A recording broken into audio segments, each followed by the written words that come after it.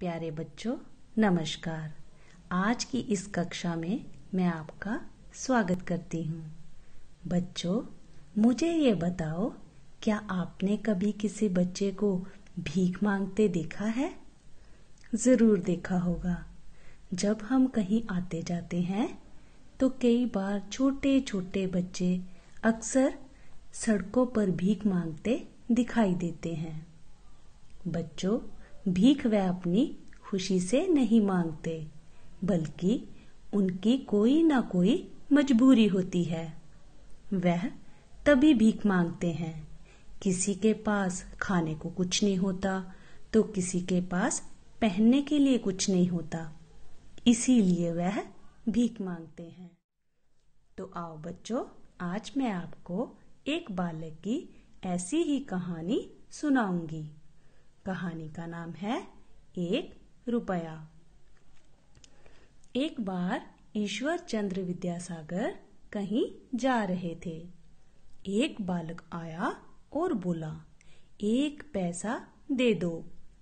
विद्यासागर बोले, यदि मैं तुम्हें 1 पैसे के स्थान पर 1 रुपया दे दूं तो तुम क्या करोगे? बालक ने कहा, फिर मैं भीख नहीं मांगूंगा। विद्यासागर ने उसे 1 रुपया दे दिया।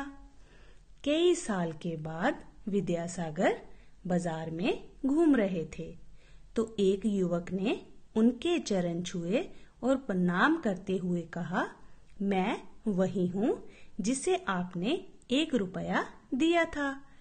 उससे मैंने फलों की रेहड़ी लगानी शुरू की थी और आज मेरी इस बाजार में फलों की दुकान है। आप उसे अपनी चरण धूलि से पवित्र करें। ठीक है बच्चों, ये थी हमारी कहानी 1 रुपया। बच्चों, याद रखना, जीवन में सच की राह पर चलकर ही हम आगे बढ़ सकते हैं। हमें अपना हर काम मेहनत, ईमानदारी और लगन से करना चाहिए, तभी हम एक सफल इंसान बन सकते हैं। इस कहानी में जो बालक है वह भी बहुत मेहनती था। उसने 1 रुपए से फलों की रेहड़ी लगानी शुरू करी और उस रेहड़ी से जो उसे आमदन हुई उसने उससे फलों की दुकान बना ली। तो हमें इस कहानी से क्या शिक्षा मिलती है बच्चों? हाँ बच्चों, हमें इस कहानी से ये शिक्षा मिलती है कि हमें अपना हर काम मेहनत और लगन के साथ करना चाहिए, तभी हम एक अच्छे इंसान बन सकेंगे। अच्छा बच्चों, कहानी की आपको अच्छे से समझ आ गई है ना?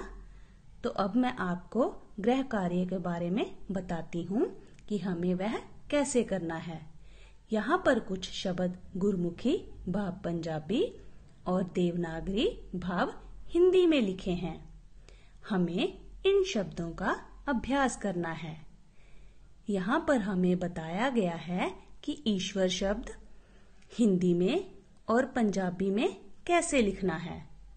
आप सब बच्चों ने यह सारे शब्द पंजाबी और हिंदी दोनों में याद भी करने हैं और लिखने भी है।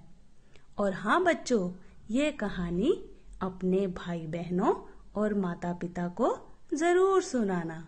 ठीक है बच्चों, आप सब खुश रहें, स्वस्थ रहें, यही कामना है। धन्यवाद बच्चों, फिर मिलेंगे। तो आओ बच्चों,